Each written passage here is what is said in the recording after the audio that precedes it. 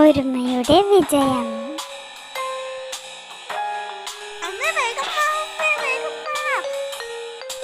മോനെ മെല്ലെ സൂക്ഷിച്ച്. കൂട്ടുകാരെ, ഇതാണ് നമ്മുടെ കരടിയമ്മയും മകനും. ഇത് കിങ്ങിണിക്കാടിൻ്റെ കഥയാണ്. അവിടുത്തെ കുറേ കൂട്ടുകാരുടെ ഒരുമയുടെ കഥ.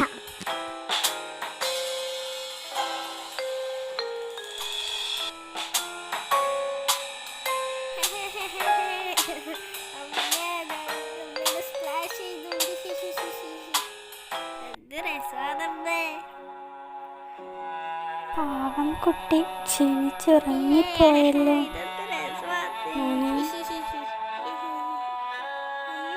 സ്വപ്നമായിരുന്നോ? അയ്യോ അമ്മ, എനിക്ക് ഭയങ്കര ദാഹമുണ്ട്. കുറച്ച് വെള്ളം തരുമോ? ഈശ്വര, ഞാനിനി എന്ത് ചെയ്യും? ഇവിടെ എങ്ങും ഒരു തുള്ളി വെള്ളമില്ലല്ലോ. ഈ പുഴ എങ്ങനെയാ ഇങ്ങനെ വറ്റിപ്പോയത്? എത്ര മനോഹരമായ കാടായിരുന്നു ഇത്.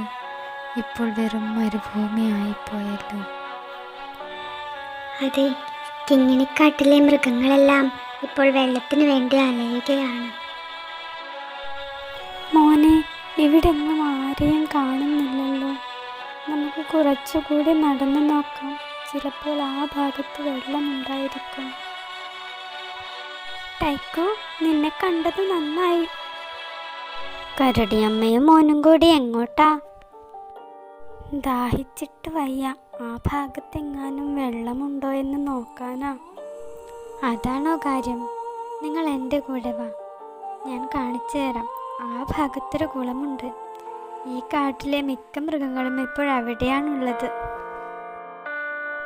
ടൈക്കു അവരെയും കൊണ്ട് കുളത്തിനടുത്തേക്ക് പോയി. കുറച്ചുകൂടിയേ ഉള്ളൂ മോനെ, ഇതാ ഇവിടെയാണ്. ഞാൻ പറഞ്ഞില്ലേ, എല്ലാവരും ഇവിടെ തന്നെ ഉണ്ട്.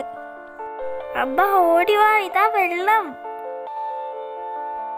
കുളം കണ്ടപ്പോൾ തന്നെ കരടിക്കുട്ടന്റെ ക്ഷീണമെല്ലാം മാറി.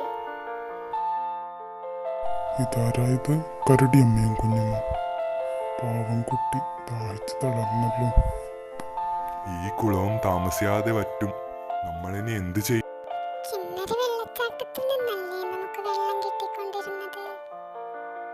അതെ, ഇപ്പോഴെന്തായിരിക്കും അവിടെ സംഭവിച്ചത്? ഞാനൊന്നിവിടെ പോയി നോക്കാം. നിങ്ങളെല്ലാവരും ഇവിടെ തന്നെ കാണണേ. ടൈക്കു കിന്നരി വെള്ളച്ചാട്ടത്തിനടുത്തേക്ക് പോയി. ശരി ശരി. ടൈക്കു വേഗത്തിൽ കിന്നരി വെള്ളച്ചാട്ടത്തിനടുത്തേക്ക് പറന്നു പോയി. എല്ലാവരും ക്ഷമയോടെ കാത്തിരുന്നു. കുറച്ചു നേരം കഴിഞ്ഞപ്പോൾ അവൾ പോയിട്ട് കുറേ നേരമായല്ലോ. എന്താ വരുന്നുണ്ട്. കൂട്ടുകാരെ, കിന്നരി വെള്ളച്ചാട്ടത്തിന് കുറുകെ വലിയൊരു പാറക്കല്ല് കുടുങ്ങി വെള്ളം വഴുതിരിഞ്ഞു പോകുവാണ്. അതാ നമുക്ക് വെള്ളം കിട്ടാത്തത്. എല്ലാവരും ഒത്തുപിടിച്ചാൽ അതിനെ തള്ളി താഴേക്കിടാം. എന്താ, നമുക്കൊന്ന് ശ്രമിച്ചുകൂടെ? വാ പോകാം. എല്ലാവരും ആവേശത്തോടെ ടൈക്കുവിൻ്റെ പിന്നാലെ പോയി. പക്ഷെ 2 പേർ മാത്രം ബാക്കിയായി. നമുക്ക് പോകാൻ പറ്റില്ലല്ലോ. ഏതായാലും വെള്ളം കിട്ടിയാൽ മതിയായിരുന്നു, ഇല്ലെങ്കിൽ ഈ കുളവും വറ്റി വരുന്നു. അങ്ങനെ അവർ മരുഭൂമി പോലായ തങ്ങളുടെ കാടിനുള്ളിലൂടെ കുന്നും മലയും താണ്ടി നടന്ന് ലക്ഷ്യസ്ഥാനത്തേക്ക് യാത്ര തുടർന്നു. കഷ്ടപ്പെട്ടാൽ കിട്ടാൻ പോകുന്ന നല്ല ദിവസങ്ങളെ ഓർത്ത് വിഷമങ്ങളെല്ലാം അവർ മറന്നു. ഒടുവിൽ അവർ ലക്ഷ്യസ്ഥാനത്തെത്തി. ഈ പാറക്കല്ല് ഒത്തിരി വലുതാണല്ലോ, നമ്മളെ കൊണ്ടത് നീക്കാൻ പറ്റുമോ? ഏതായാലും ഇവിടെ വരെ എത്തിയില്ലേ, നമുക്കൊന്ന് ഒത്തുപിടിച്ച് നോക്കാം.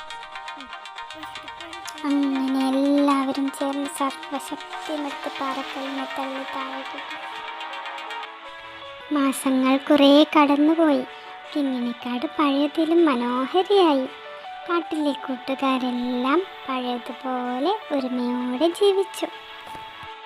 കൂട്ടുകാരെ, എൻ്റെ ഈ കഥ നിങ്ങൾക്ക് ഇഷ്ടപ്പെട്ടെങ്കിൽ ലൈക്ക് ചെയ്യാനും കൂടുതൽ കഥകൾക്കായി സബ്സ്ക്രൈബ് ചെയ്യാനും മറക്കല്ലേ. See you and take care.